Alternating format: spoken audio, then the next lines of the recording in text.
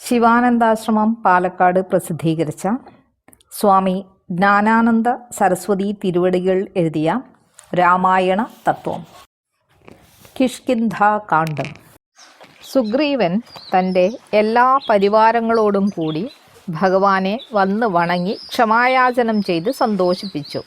അനന്തരം ദേശാന്തരങ്ങളിൽ പോയ വാനരന്മാരെയൊക്കെ സീതാന്വേഷണമാകുന്ന പ്രത്യേക കാര്യത്തിന് വരുത്താൻ വേണ്ടി എല്ലാ സ്ഥലങ്ങളിലേക്കും ആളെ അയച്ചു.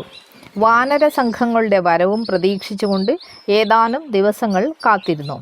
ഏതാണ്ടൊരു മാസമായപ്പോഴേക്ക് ദേശാന്തരങ്ങളിലും ദ്വീപാന്തരങ്ങളിലും പോയിരുന്ന എല്ലാ വാനരന്മാരും തിരിച്ചു വന്നു. അതോടെ സീതാന്വേഷണത്തിനുള്ള ഒരുക്കങ്ങൾ പൂർത്തിയായി. സംഘം സംഘമായി പിരിഞ്ഞ് സീതാദേവിയെ അന്വേഷിച്ച് കണ്ടുപിടിച്ചു വരാൻ സുഗ്രീവൻ നിർദ്ദേശിച്ചയച്ചു. 2 മാസക്കാലം അവർക്ക് അവധിയും കൊടുത്തു. സീതാദേവിയെ കാണാതെ 2 മാസമാകുന്ന അവധിക്കുള്ളിൽ വരാത്തവരെ വധിക്കുമെന്ന് താക്കീതും ചെയ്തു.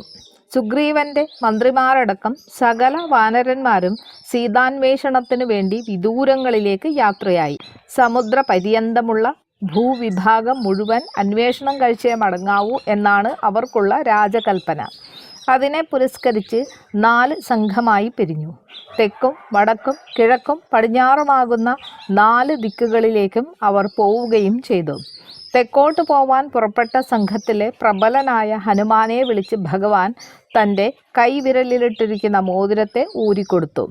സീതാദേവിക്ക് രാമദൂതൻ തന്നെയാണെന്ന് ബോധ്യം വരത്തക്ക നിലയിൽ മറ്റാർക്കും അറിയാത്ത ഒരടയാള വാക്യത്തെയും പറഞ്ഞുകൊടുത്തു. വാനര സംഘങ്ങൾ ചാടി തിമിർത്തുകൊണ്ട് 4 ഭാഗത്തേക്കും കുതിച്ചു. അങ്ങനെ തെക്കോട്ട് പോയ സംഘം കുറേ ദിവസങ്ങളെ കൊണ്ട് നാടും നഗരങ്ങളും കാടും പർവ്വതങ്ങളും അതിക്രമിച്ച് വളരെ വിദൂരത്തെത്തി.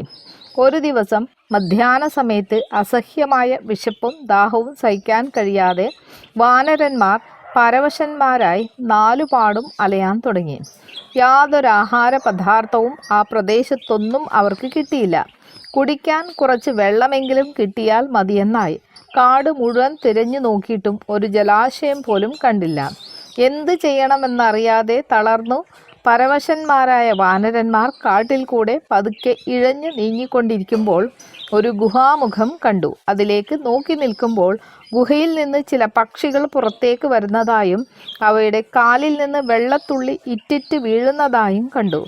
അത് കണ്ടപ്പോൾ വാനരന്മാർക്ക് വളരെ സന്തോഷമായി. കാരണം ഗുഹയിൽ വെള്ളമുണ്ടെന്നും അതിൽ നിന്നാണ് ആ വനത്തിലുള്ള ജീവികൾ ദാഹം ശമിപ്പിക്കുന്നതെന്നും വ്യക്തമായല്ലോ.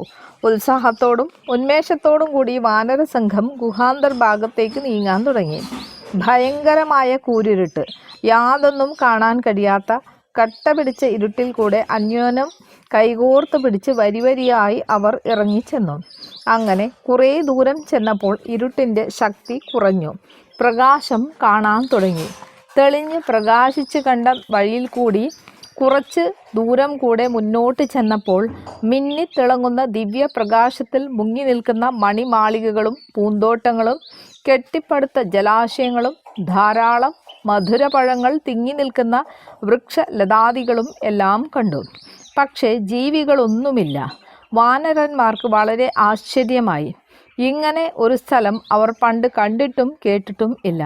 അവിടെ എല്ലായിടത്തും നോക്കി നടന്നപ്പോൾ തേജസ്വിനിയായ ഒരു ദേവി സമാധിയിൽ മുഴുകിയിരിക്കുന്നതായി കണ്ടു. അത് ആരാണെന്നറിയാനുള്ള കൗതുകത്തോടെ എല്ലാവരും കൂടി ദേവിയുടെ 4 ഭാഗവും തിക്കി തിരക്കി നിന്നു. കുറച്ചു കഴിഞ്ഞപ്പോൾ സമാധി ഉണർന്ന് കണ്ണുമിഴിച്ചു. വാനരന്മാരോട് വർത്തമാനങ്ങളൊക്കെ അന്വേഷിച്ചു. ഹനുമാൻ മുന്നോട്ട് വന്ന് വാനരസംഘം അവിടെ വരാനുള്ള കാരണങ്ങളെ മുഴുവൻ വിസ്തരിച്ചു പറഞ്ഞു. അനന്തരം ദേവിയുടെ വർത്തമാനവും അറിഞ്ഞാൽ കൊള്ളാമെന്ന ജിജ്ഞാസയെ പ്രകടിപ്പിച്ചു. അവരോട് ആദ്യം വിശപ്പും ദാഹവും തീർത്തുവരാൻ കൽപ്പിച്ചു ദേവി.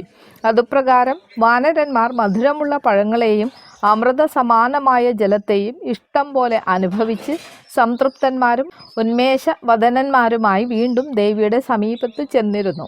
അവരോട് ദേവി പറഞ്ഞു, വിശ്വകർമാവിന് ഹേമ എന്നു പേരായൊരു പുത്രി ഉണ്ടായിരുന്നു.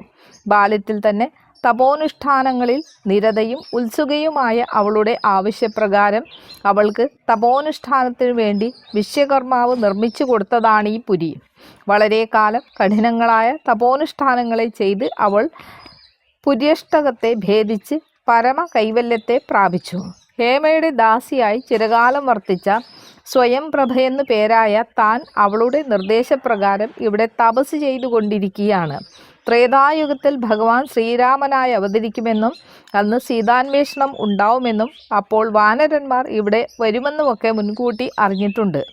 നിങ്ങൾക്ക് വേണ്ടുന്ന ഉപചാരങ്ങൾ ചെയ്തു തരാൻ വേണ്ടിയാണിത്രകാലം കാത്തിരുന്നത്. ഇനി ഞാൻ ഭഗവത് സന്നിധിയിലേക്ക് പോവുകയാണ്, നിങ്ങളും പൊയ്ക്കൊള്ളുവിൻ എന്നൊക്കെയാണ് സ്വയം പ്രഭാദേവി പറഞ്ഞത്. വാനരന്മാർക്കൊക്കെ വളരെ ബഹുമാനമായി. ഭക്തിയോടുകൂടി അവരെല്ലാവരും വണങ്ങി. അനന്തരം അവരോടൊക്കെ കണ്ണടയ്ക്കുവാൻ പറഞ്ഞു ദേവി. കണ്ണടച്ചു തുറന്നു നോക്കിയപ്പോൾ എല്ലാവരും ഗുഹയിൽ നിന്ന് പുറത്തു വരുന്നതായി കണ്ടു. സ്വയം പ്രഭാദേവി അവരോട് യാത്ര പറഞ്ഞ് ഭഗവത് സന്നിധിയിലേക്ക് യാത്രയുമായി. ഭഗവത് പാദപദ്മങ്ങളെ വണങ്ങി നമസ്കരിച്ചു. ദിവ്യങ്ങളായ സ്തോത്രങ്ങളെ കൊണ്ട് ഭഗവാനെ സ്തുതിച്ചു. അനന്തരം ഭഗവത് നിർദ്ദേശത്താൽ ദേവി പരമ കൈവല്യത്തെ പ്രാപിക്കുകയും ചെയ്തു. ഗുഹയിൽ നിന്ന് പുറത്തു വന്ന വാനരന്മാർ അന്ധകാര ജടിലമായ ഗുഹാഭ്രമണം കൊണ്ട് നേരിട്ട കാലദേശഭ്രമത്തിൽ നിന്ന് മുക്തന്മാരായി. അവർ യാത്രാ ദിവസം ഒന്ന് കണക്കാക്കി നോക്കി. അപ്പോൾ സുഗ്രീവൻ നിർദ്ദേശിച്ച അവധിയായി കഴിഞ്ഞിരിക്കുന്നു. വേഗത്തിൽ മടങ്ങിയാൽ തന്നെ അവധിക്കുള്ളിൽ സ്ഥലത്തെത്താൻ കഴിയില്ലെന്നാണ് ഇരിക്കുന്നത്. പോരെങ്കിൽ സീതാന്വേഷണ കാര്യം ഒന്നുമായിട്ടുമില്ല. ഈ സ്ഥിതിക്ക് മടങ്ങുന്നതെങ്ങനെ? മടങ്ങിയാലും വധശിക്ഷയാണ് ഫലം. ആകപ്പാടെ ഭയപരിഭ്രമങ്ങളെ കൊണ്ട് അവരെല്ലാവരും ആർത്തന്മാരായി. ഓരോരുത്തരും ഓരോ അഭിപ്രായങ്ങൾ പറഞ്ഞു. എങ്കിലും അവസാനം എല്ലാവരും തെക്കോട്ട് നീങ്ങി വീണ്ടും സീതാന്വേഷണം നടത്താൻ തീർച്ചപ്പെടുത്തി. അങ്ങനെ അവർ തെക്കോട്ട് നീങ്ങി സമുദ്രക്കരയിലെത്തി. അതുവരെ അന്വേഷിച്ചിട്ടും അവർക്ക് സീതാദേവിയുടെ യാതൊരു വിവരവും കിട്ടിയില്ല. ഇനി അവിടെ നിന്ന് അങ്ങോട്ട് പോവാനും വയ്യ. മടങ്ങിപ്പോയാൽ അവധി തെറ്റിയതുകൊണ്ട് സുഗ്രീവൻ വധിക്കുകയും ചെയ്യും.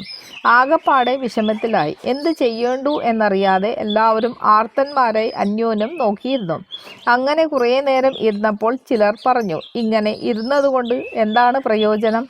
ഏതായാലും മരണം തീർച്ചപ്പെട്ടു കഴിഞ്ഞു. എന്നാൽ അത് സുഗ്രീവൻ്റെ കൈകൊണ്ട് വേണ്ട. നമുക്ക് തന്നെത്താൻ ഇവിടെ കിടന്ന് പ്രായോപവേശം ചെയ്ത് മരിക്കാം. അതൊരു കാര്യമായി എല്ലാവർക്കും തോന്നി. അതല്ലാതെ മറ്റെന്താണ് ചെയ്യാനുള്ളത്? അതിനാൽ എല്ലാവരും അങ്ങനെ ചെയ്യാൻ തീർച്ചപ്പെടുത്തി.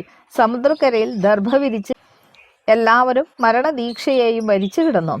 അങ്ങനെ കുറച്ചു നേരം കഴിഞ്ഞപ്പോൾ മഹേന്ദ്ര പർവ്വതത്തിൻ്റെ താഴ്വരയിലുള്ള ഗുഹയിൽ നിന്ന് വൃദ്ധനായ ഒരു വലിയ കഴുകൻ നൊണ്ടി പുറത്തു വന്നു. വരിവരിയായി കിടക്കുന്ന വാനരന്മാരെ നോക്കി കഴുകൻ സന്തോഷത്തോടുകൂടി തന്നെത്താൻ പറഞ്ഞു, വളരെ ദിവസമായി സുഭിക്ഷമായി ആഹാരം കിട്ടാത്ത എനിക്ക് കുറേ ദിവസത്തേക്ക് ഭഗവാൻ ആഹാരം തന്നിരിക്കുന്നു. ഈ വാനരന്മാരെല്ലാം ഉടനെ മരിക്കും. ഇവരുടെ ശരീരങ്ങൾ എനിക്ക് വളരെ ദിവസത്തേക്ക് ആഹാരമായി തീരുകയും ചെയ്യും. അത് കേട്ടപ്പോൾ പിന്നെയും അസ്വസ്ഥന്മാരായി വാനരന്മാർ. സുഗ്രീവൻ്റെ കയ്യിൽ നിന്ന് രക്ഷപ്പെട്ട് കഴുകൻ്റെ വായിലാണല്ലോ നാം എത്തിപ്പെടുന്നത്. കഷ്ടം തന്നെ. നമ്മുടെ വിധി അങ്ങനെയായിരിക്കാം. അതാർക്കും തടുക്കാൻ വയ്യ. കഴുകന്മാരിലും നല്ലവരുണ്ട്. ആ ജടായു എത്ര നല്ലവനായിരുന്നു. അവനെ കൊണ്ട് എന്തെല്ലാം ഉപകാരങ്ങളുണ്ടായി. ഭഗവാന് വേണ്ടി അവൻ ശരീരത്തെ പോലും ഉപേക്ഷിച്ചു. എന്നാൽ ഈ കഴുകനിതാ നമ്മളെ തിന്നാൻ കാത്തിരിക്കുന്നു എന്നിങ്ങനെ വാനരന്മാർ അന്യോന്യം പറഞ്ഞു. വാനരന്മാരുടെ മുഖത്ത് നിന്ന് ജടായുവെന്ന ശബ്ദം കേട്ടതോടെ കഴുകൻ്റെ ഭാവം മാറി. അവൻ വാനരന്മാരോട് വർത്തമാനങ്ങൾ ചോദിച്ചു. അവരെല്ലാം പറഞ്ഞു കൊടുക്കുകയും ചെയ്തു. ഉടനെ വാനരന്മാരുടെ സഹായത്തോടെ സമുദ്രജലത്തിനടുത്തേക്ക് നീങ്ങി മരിച്ചുപോയ ജടായുവിന് തിലോദകം കൊടുത്തു. അനന്തരം തൻ്റെ കഥകൾ വാനരന്മാർക്ക് വിസ്തരിച്ചു പറഞ്ഞു കൊടുത്തു.